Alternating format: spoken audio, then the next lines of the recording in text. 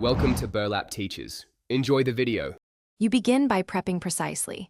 Confirm the lock model and gather tools because mismatched parts waste time. Once done, measure door thickness, backset, and strike alignment to ensure the new unit fits. Small offsets matter. Install fresh batteries now so you won't interrupt setup mid-procedure, and download the manufacturer app while the lock is on the bench.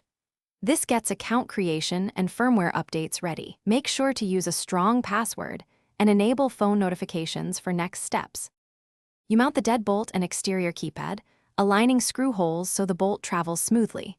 Forcing parts creates jams later.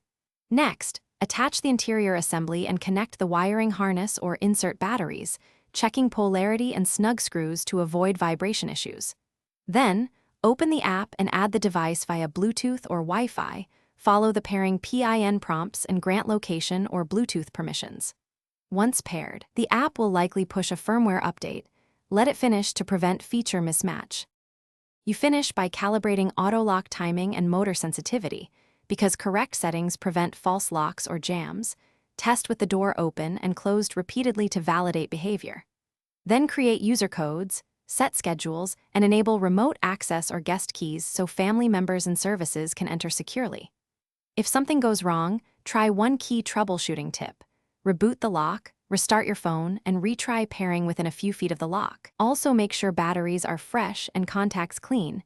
This resolves. Thanks for watching. Consider subscribing if this video helped you.